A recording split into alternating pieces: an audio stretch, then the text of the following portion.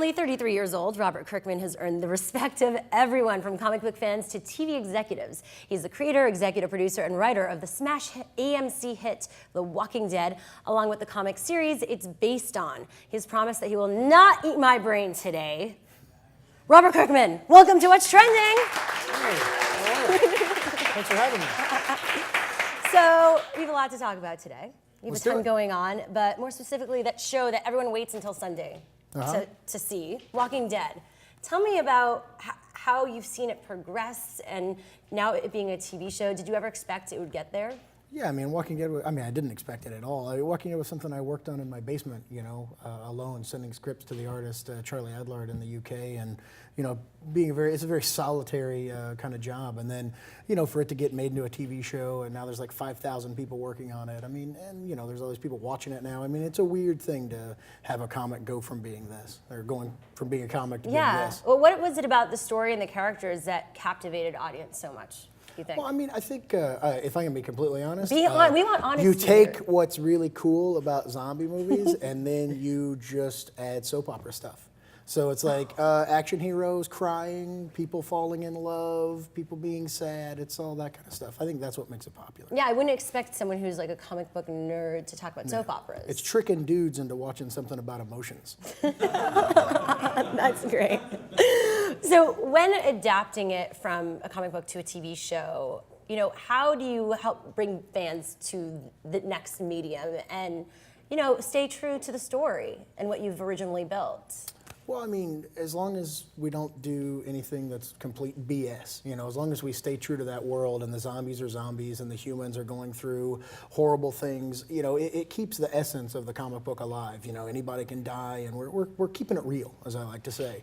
But I think it's just a really cool thing that appeals to a lot of people, and it seems to have been an okay adaptation. I mean, it's weird for me because I worked on the comic, and so I've written, hundreds of issues with these characters, and then I get to go into a room with other people that are like, I think this should happen, and I think that should happen. And I think for someone else, it might be really unnerving, but I really like tearing apart my work, and I really like getting in there and going, that didn't work, and that sucked, and why was I doing this? And it's kind of fun to go back and, look at it and try and do some new things with it. Yeah, how much longer can the story go? Because obviously the comic book goes on for a while, but I mean, every time I see an episode, I'm like, how much more can they do? How do you keep the story going for something like this? Since our 5th issue came out, I've been getting mail that's like, I don't know how you're going to keep this going, and now we're almost up to issue 100. So, I like to think that the comic book series is going to go until the day I die, and then all the fans are going to be completely unfulfilled, and they'll have no closure whatsoever on the series, because I think that'll be funny. But I'll be dead, so it won't be that funny. But for the show, I really think it would be cool if it went for 100 years or so. Yeah. I think that, seeing a 70-year-old Andrew Lincoln running around trying to kill zombies, if he could die on set and we could film that, that'd be very kinda cool. meta. And also with the singularity, it could happen. TV executives sometimes don't like my ideas. No. That's what the web is for, to continue your ideas forever and true. ever.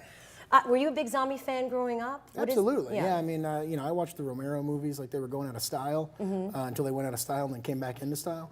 But no, I mean, I love zombie films. I mean, one of the things I don't like about zombie movies is how they end. I think that most zombie movies just kind of go on for like an hour and a half, and then they're like, we ran out of time, everybody's going to hop into a helicopter, and you're never going to see them again. And that always frustrated me. So, I mean, one of the things, behind The Walking Dead was, I didn't like how they ended, and I always wanted to see where those characters went and what they did. So. Definitely. Now, you have a new book out, though, Thief of Thieves. Yeah. Let's talk about that. It sold out within, what, a day? It's, I don't know, a few hours, something like that. I'm going to say minutes. Specific? Minutes? I don't think that's true, but minutes. So, it was sold out before it came out. People were buying it before they were buying it. Tell people about this story and the characters. It's a story about a guy named Conrad Paulson who has a double life as an international thief known as Redmond. Yeah. And he's rumored to be the greatest thief who's ever lived. But the real problem, everything I do is kind of girly. The real problem is that he has a horrible life. He has an estranged wife, a son he hardly knows, and he turned his back on them in order to pursue his life as a thief. And so now he's in his mid-40s or so, and he's looking back on his life, and he sees that he's made a bunch of mistakes. And so he wants to stop being a thief and try and get his life back in order. But he discovers that he's completely and utterly addicted to the thrill of stealing. And so he has to devise ways to feed that addiction without breaking the law. And so he ends up trying to steal from other thieves and right wrongs. So interesting. Now, you obviously have some crazy fans because it sold out. You have a ton of people following. I don't like to say crazy. I like to say awesome. But I mean crazy. Crazy in an awesome way. How did you build up that fan base? Online and obviously offline too. By doing awesome stuff. No, Hey, I have no idea. It's ridiculous. I remember my very first comic was called Battle Pope, and it's still in print, and everybody should go out and buy it. And I remember struggling to sell 2,000 copies and being happy when I did. And to go from that to this is kind of fake. Like, it doesn't seem like it's possible. So I have no idea how it happened. I wish I did, because I'd keep building an audience, and I don't know. But I don't know. I feel lucky. When you create something now, do you think about adapting it for TV and film? Not because really. Now you're there. I don't know. I mean, I really love comic books. That's why I work on The Walking Dead, but I still continue to do mini comic books. And when I sit down to write a comic, that's all I really want to do. I mean, if it gets turned into a movie or a television show, that's awesome, because it impresses my in-laws and makes people think I'm a better person. I don't know. But I just like comics, and that's really what my focus is doing those. And if something happens after that, whatever. Walking Dead the film? You never know. Break some news. No, kidding. All right, so let's talk about the Image Expo coming up. That's a big thing. It's Oakland. Oakland. I don't know the dates. I think it's this weekend. It's this weekend. That's why we want to promote it, because we want people to come out, and you're going to be there. Chris Hardwick's going to be there. Lots of people are going to be there. What makes this event unique from, there's a big Comic-Con that we all love. Yeah, there's Comic-Con in San Diego. The thing is Comic-Con in San Diego is where you go to see Samuel L. Jackson from 400 feet away. It's like, hey, I saw the top of his head. It was awesome. Image Expo is a much more intimate, smaller location where you can come and actually spend more time with these people. I bet anyone could come and get Chris Hardwick to sit on their lap. That's what I'm going to say right now.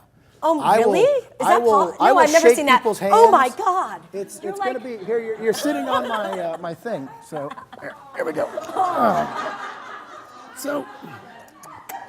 So anyway, Image Expo is going to be a pretty awesome thing. Baby hungry. What we're doing here. No, don't sell it. You're overdoing it, Chris.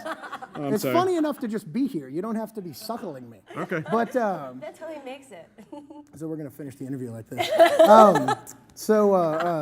This is pretty much a live show of Image Expo. I have never been more comfortable than I am right now. He's a bear. Neither have I. He's a comfy bear. Now, we actually do have a question from the interwebs, which you could help if you want to help Chris. Harry Marshall asks on Facebook, will he follow the comic book more closely in the future for the show? Well, look, from time to time, we're going to diverge from where the comic book, went. And to me, that's important, because the thing that makes The Walking Dead popular as a comic, in my opinion, is the fact that when you sit down, I'm just going to do this. When you sit down to read an issue, you have no idea what's going to happen. Somebody could die, people could change drastically, people get their hands cut off. It's all kinds of crazy stuff.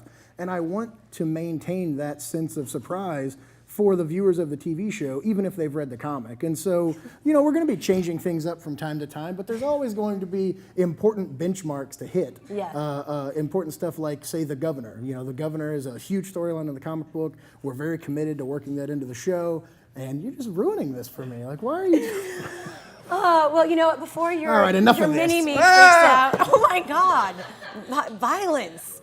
If you're going to be in the Oakland area this weekend, be sure to get your tickets to Image Expo. A lot of action, like the action you just saw here. There's some action.